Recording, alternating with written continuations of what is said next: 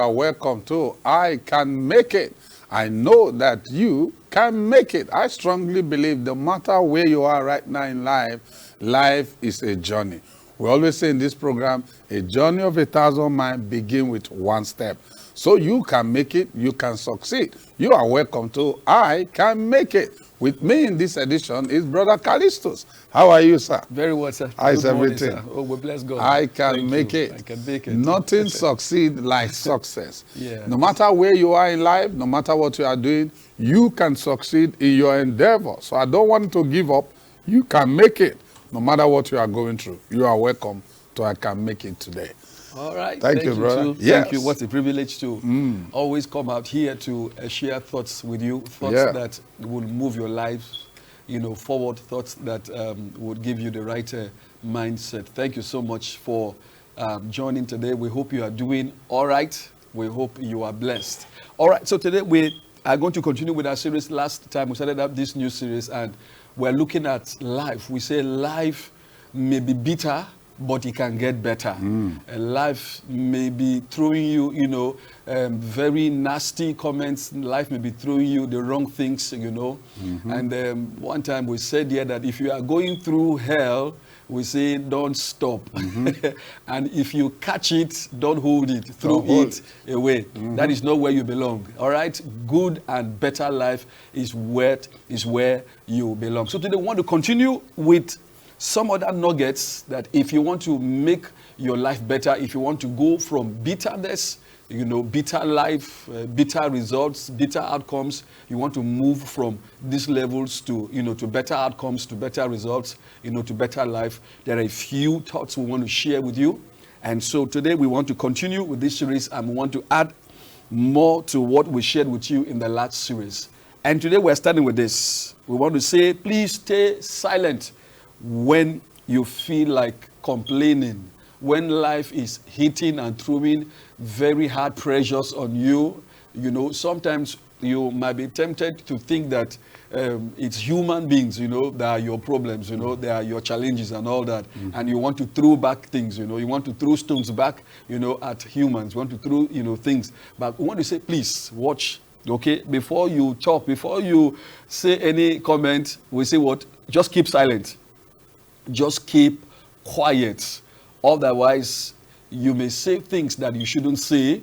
You may even say things that will incriminate you, at, the end of the day. That's why when they send police people to go and arrest people, when they get there, they say, you better keep quiet or whatever you say may be used against you in the courts or, wherever they are taking you to. So just when you are tempted to react, don't react. In fact, that's what we were talking about. Don't react.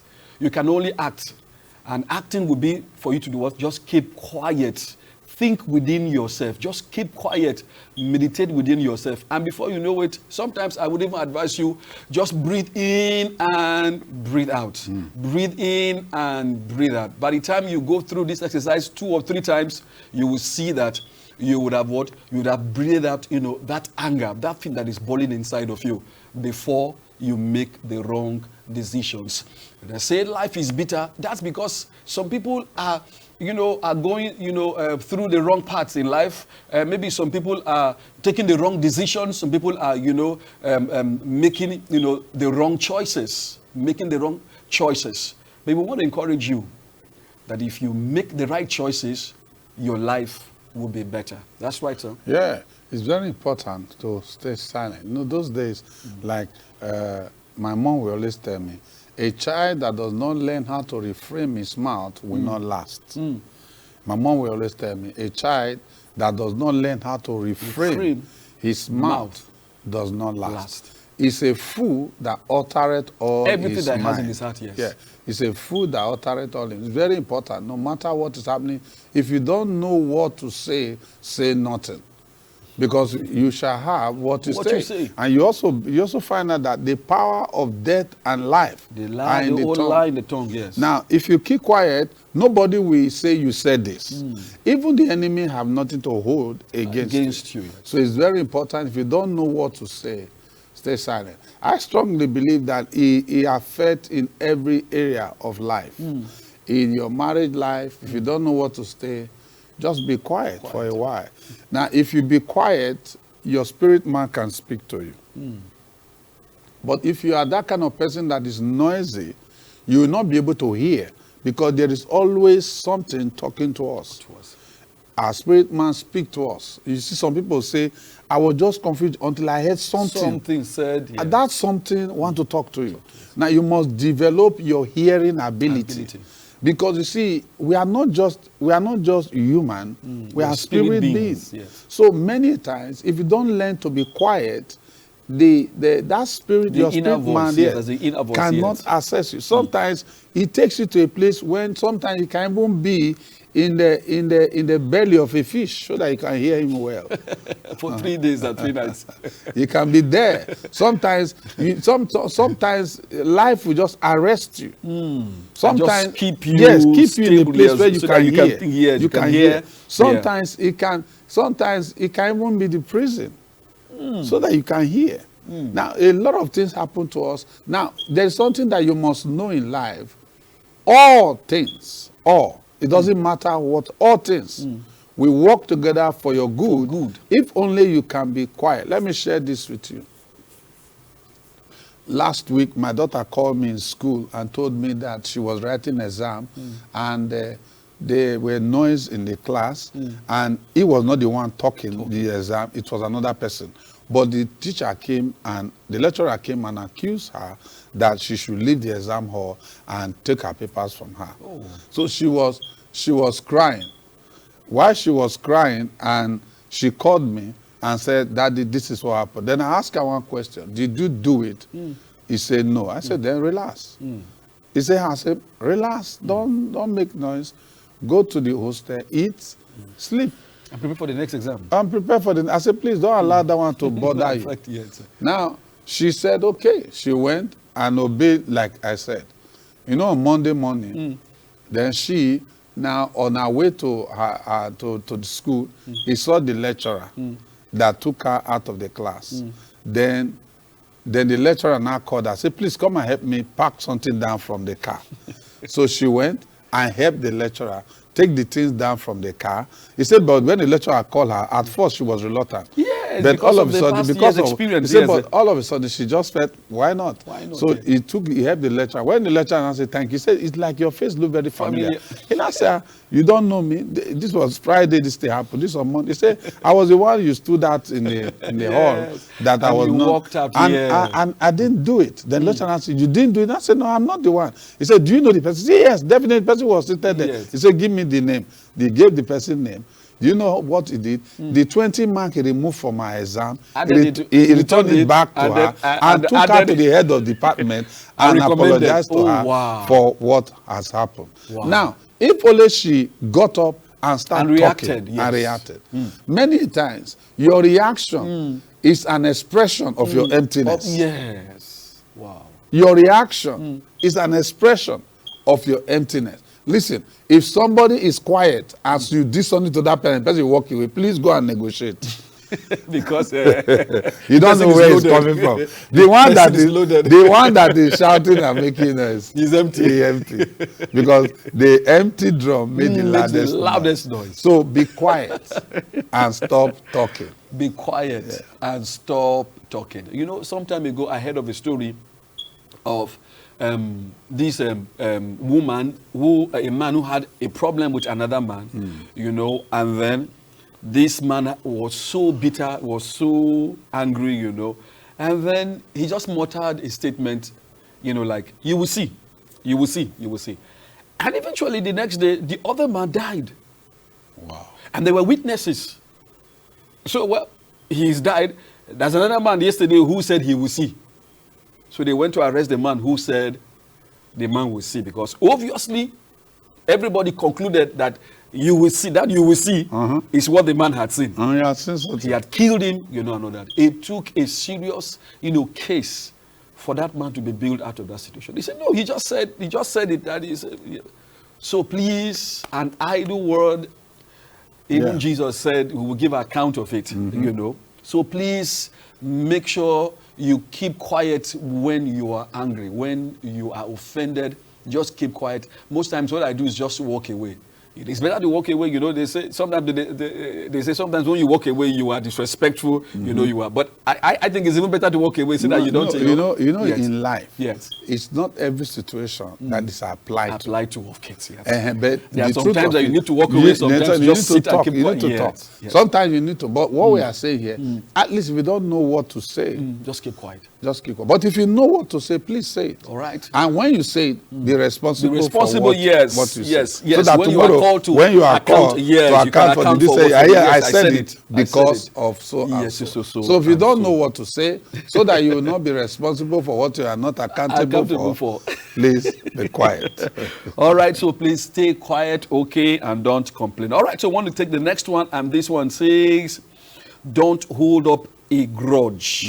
All right, see, holding up a grudge is like, drinking poison. So don't hold up a grudge. Okay? Forgive when you feel like getting revenge. Revenge is not your own. Okay, it's God who owns revenge.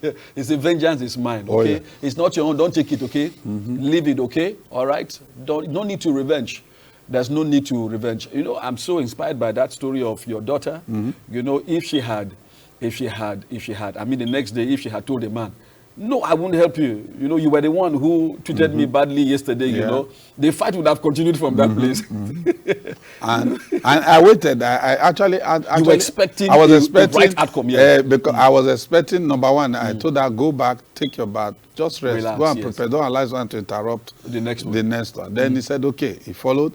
And I said, on Monday, call me. I'm going to talk to one of the lecturers so that he can actually meet, because you don't do that. Yes. Because we have rules of engagement in our your daughter. Yes. I know. I said, yes. we don't do that. So when I didn't hear from her, so I was now the one that was now calling on Wednesday to say, find out what how happened. did it go on Monday, Yes. I wanted to call you. This is what happened, and everything have been restored. Now, the truth of it, when you talked about somebody drinking poison for somebody else to die, and it's very important that we should learn that unforgiveness spoils everything around us. We should be quick to forget, quick to forgive. I mean, it's very important, because you see, when you don't forgive, you are holding somebody down, and you want to make progress. Yes, but most likely, even that person you are holding down is yourself. You are holding down. That's what I'm saying. Yes. Then you hold somebody down, and you want to keep an appointment.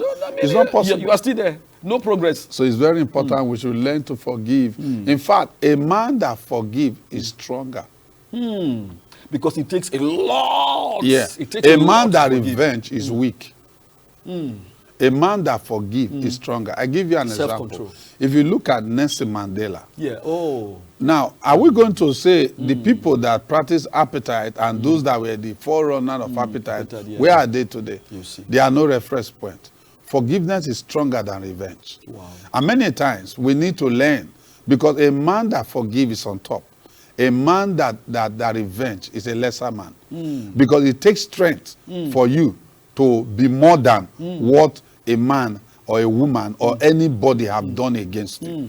I give you an example. We have a story of Joseph. Yes. You find out that he had his brother. Reason, yes. Yes, he had his brother. One of them he has already arrested one. Then he had other ones. He would have as well poisoned all of them.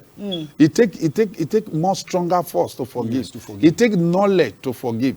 It take nobility and sabibility. You have to know and sabi. Knowledge. For knowledge you, and wisdom for you to forgive. He would have just poisoned the food, and all of them will fall down and die. Or he would have just, like, he put money in their and arrest all of them because the evidence was the there. evidence is there. Yes. So it take a man that forgive is stronger. I always tell people, if you really want to succeed in life, in your married life, in your work life, you must have forgiveness in advance. You must have forgiveness. It takes strength. You must have forgiveness in advance. That means forgive your wife for the things he has not done. And forgive your husband for the thing he has not committed. When he committed, just say, okay. It's been taken care of. I know you are a man. I expect that. I expected because let me tell you something. We all have weaknesses. So it takes an understanding person to forgive. And if you now don't forgive, you are holding yourself down, and you don't make progress by not forgiving. You make progress when you forgive, and the man or the woman you forgive sees you at a more higher level. Look at Nelson Mandela. That's true. Look at the man that urinated on his mouth while he was, in prison. He met the man in a restaurant and asked the man to come and join the table. And paid for his meal. And the guy was shocked. So it takes more strength to forgive. It takes lesser strength to revenge. As we were talking, I remember that, they say the less is blessed by the greater. So forgiveness is what determines that, that determines your greatness. If you are a forgiver, you are a great person. Yeah, a great person. You are up there, you are always forgiving and forgiving and forgiving. Sometimes people even see it as foolishness. Why did you forgive? Why did you forgive? No, you are a great person. You are a great person. To forgive determines that that you are, you are a great person. Yeah. Wow, thank you so much for that. Thank you. All right, so let's take the next one. And this one says, when you feel like being selfish, serve others instead. The law of substitution, all right? When you feel like being selfish, serve others. I know that they say if you want to be the head, then you must first of all be the servant. You must serve, selfishness reduces you. Service spreads you. And that is why we need to start inculcating into our children the idea of service. Now, I always tell my own children that service is the rent you pay for every space you occupy. And there's also, we need to also teach our children about volunteering. Yeah. A young man just last month came, last 2 months, finished, he has graduated. He told me, I don't want to stay in the house.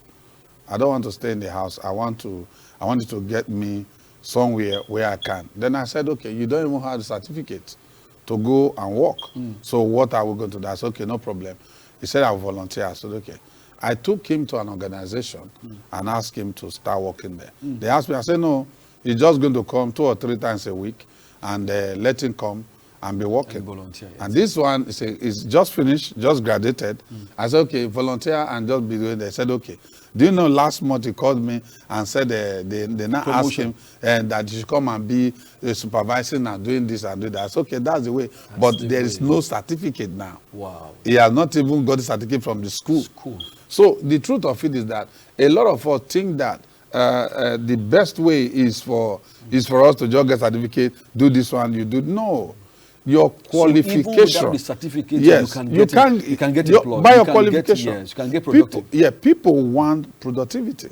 Not just certificate that sanctify you and yet full of frustration. You can't serve, you can't do any. No, you look for. People are looking for people result-oriented. People that will be able to serve in whatever capacity they can. There is something you can do. Don't just sit down there and believe that, oh, it's just going to work because of that. No. Always, in anywhere, you can get a job anywhere. In anything you do, take selfishness out.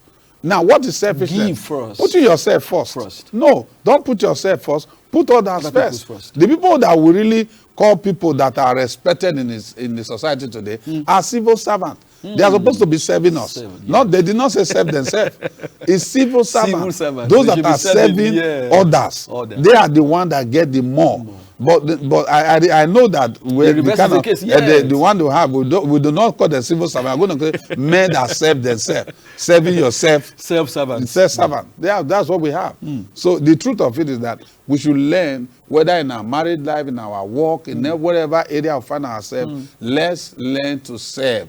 And that service will lift you up. Thank you so very much. As we're talking about volunteering, teaching our children, to volunteer. You may be out there, listening, you are a parent, and all that. This will be important for you. Now, what about the situation where, because I've heard in some families, they say they pay their children, for, rendering some chores in the house. I have seen that where, they say the boy, when he sweeps the house or when he does anything in the house, he gets, a certain stipend, just by a way of teaching him how to be responsible.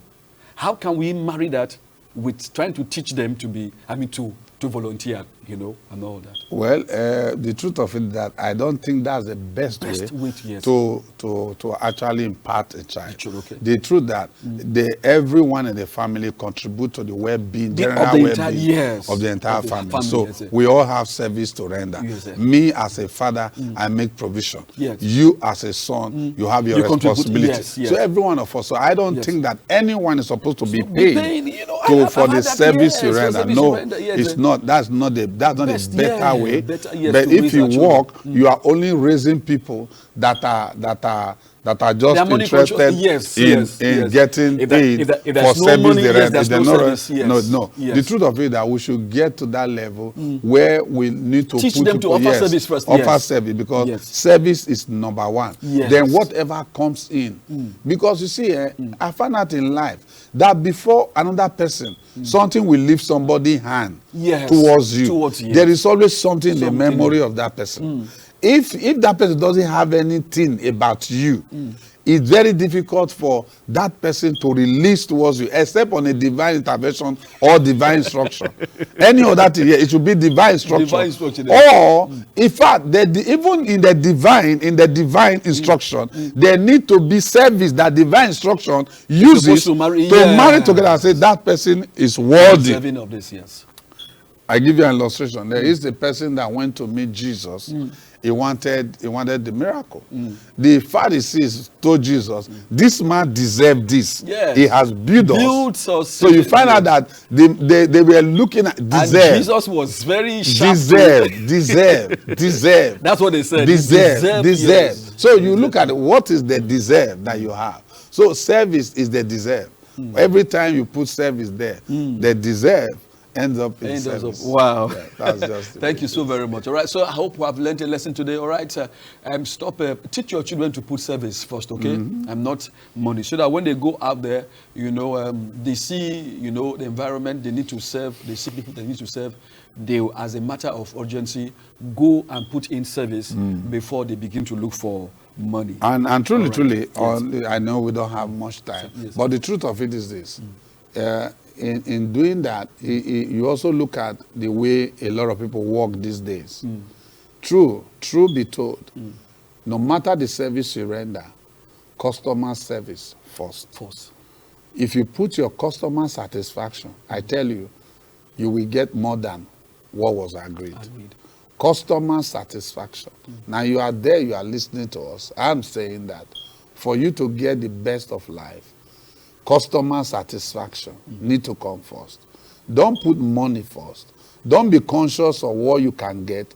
Don't be carried away, because you see, when you are carried away with what you can get from whatever service you are rendering, you cannot deliver properly. That's true. But when you carry customer satisfaction first, when you take into cognizance the satisfaction of whoever or whatever that you are doing and how you can deliver, I tell you, other things will be added onto you. Until we see you again in our next edition. This is Simon and Semota. I'm Brother Caliste. We love you. We love you. And we want you to have the best. You can make it. Thank you for always being a part of this program. Bye-bye, and God bless you. Bye-bye.